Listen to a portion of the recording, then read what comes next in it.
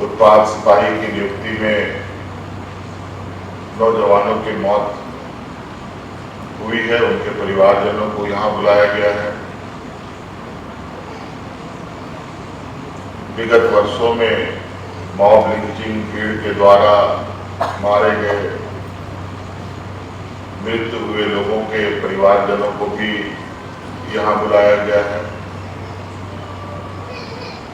और एक दूसरे के साथ आपके सुख दुख को भी बांटने का हमेशा से मेरा जिज्ञासा रहा है।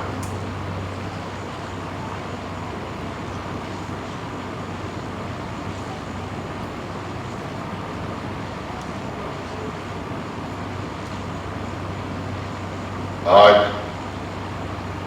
सरकारी नियुक्ति निकली, लाखों बच्चों ने उसमें अपना किस्मत आजमाने का प्रयास किया। कई नौजवान उसमें उन नौकरियों का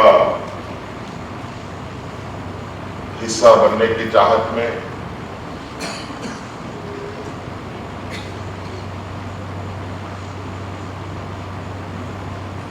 इसके हिस्सा बने। दुर्भाग्यवश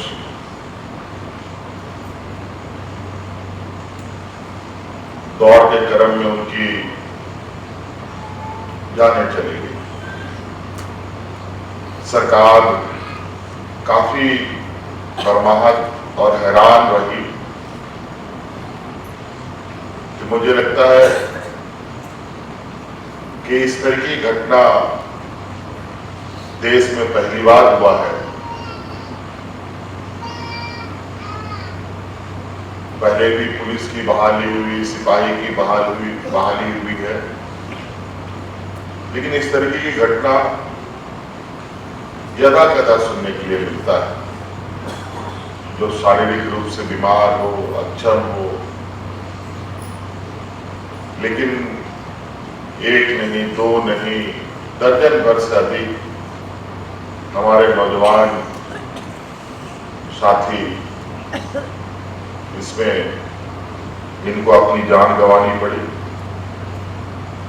हमने इस विषय को बहुत गंभीरता से लिया है और इसके कारण तक भी जाने के लिए हमने प्रयास किया है, अभी भी प्रयासरत है।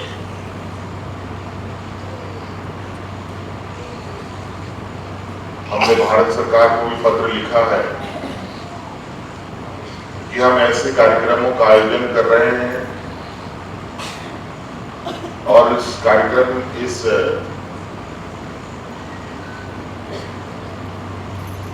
में इतने सारे नौजवानों का जाने जाना हमें चिंतित कर रहा है। इस घटना की विस्तृत जांच हेतु हमने केंद्र सरकार से आग्रह किया है कि डॉक्टर की या एक्सपर्ट की एक बड़ी टीम हमें दी जाए, जहां हमारे नौजवानों की गई हुई जान के बारे में मैं विस्तृत जानकारी ले सकूं। नहीं तो कल आने वाले समय में सिपाही, पुलिस की बहाली, खेल कूद प्रतियोगिताएं होंगी,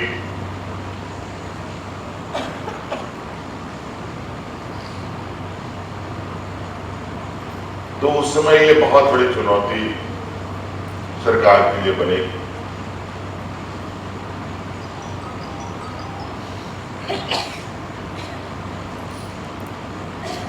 आपके खोए हुए परिजनों को तो हम लोग नहीं लौटा सकते, लेकिन पूरी संवेदनाएं सरकार की आपके साथ है और हर संभव प्रयास करेगी आपको सहयोग करने के लिए।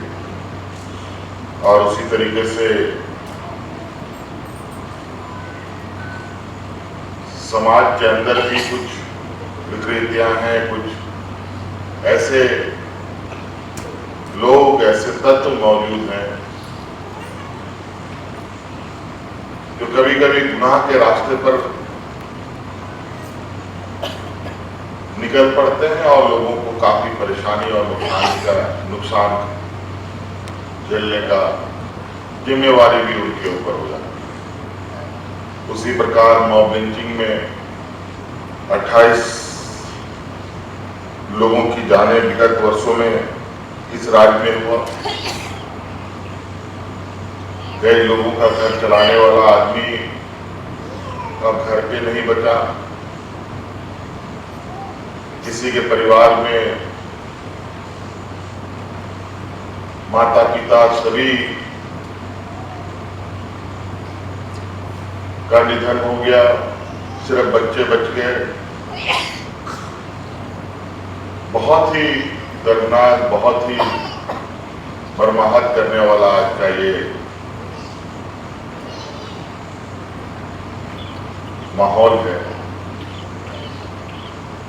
और सभी लोगों की आशाएं, सभी लोगों की अपनी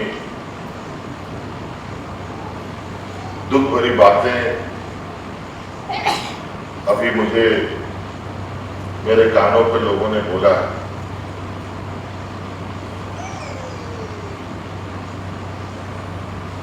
और आप अस्वस्थ रहें। आपके हर दुख के घड़ी में हम आप लोग के साथ हैं। और अभी आने वाले समय में भी आपको हम अपनी नजरों से ना ओझल होने दें।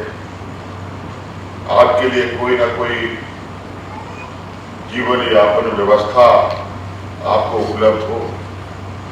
आपके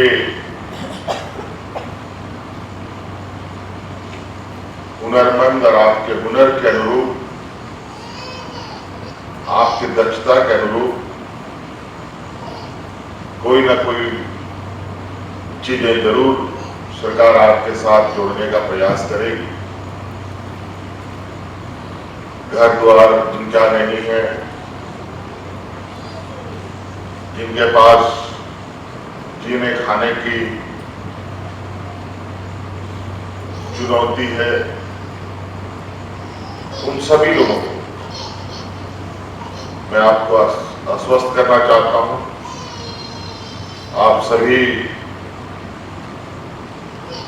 यहां पीड़ित परिजन के प्रति मैं अपनी संवेदनाएं भी व्यक्त करते हुए कहना चाहूंगा कि सरकार कई माध्यमों से आपको अपने पैरों पर खड़ा होने का अवसर प्रदान करती है।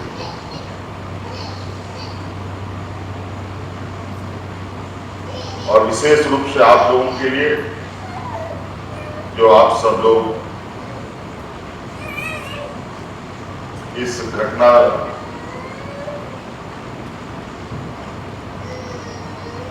से जुड़े हैं, सभी के लिए कोई ना कोई और ये, हालांकि अभी आप लोगों को आर्थिक रूप से जो सहायता राशि दी गई है,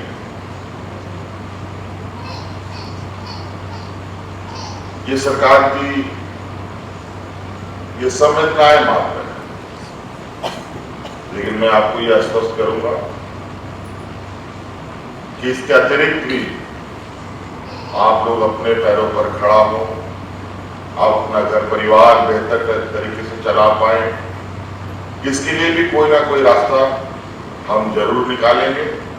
और हमारी पूरी सरकारी मिशनरी आप लोगों के साथ, आप लोगों के घर पे जाकर के आपकी समस्याओं का समाधान करेंगे। किसी भी तरीके का सहायता और अधिक से अधिक आप लोग को उपलब्ध हो, आपके बच्चों की पढ़ाई का, आपके भविष्य का, आपके भविष्य कैसे सुरक्षित रहे, इसकी कोई ना कोई मजबूत और ठोस कदम आने वाले समय में सरकार उठाएगी। आज के इस दुख के बेला में मैं आपको यह आश्वस्त करना चाहूँगा। इन्हीं बातों के साथ मैं अपनी बातों को भी विराम देता हूँ। लेकिन साथ साथ में हम चाहते हैं कि आज अपने को खोए हुए लोगों के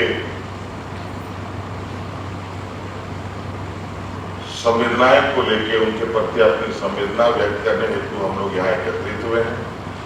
हमको लगता है कि उनके जीवन आत्मा को, उनके जो हमारे से बिछड़ गए उनकी आत्मा को शांति प्रदान हो, इसके लिए 1 मिनट के लिए हम लोग खड़े होकर सब लोग मौन। TheFollowUp.in. Like, share, and subscribe. www.thefollowup.in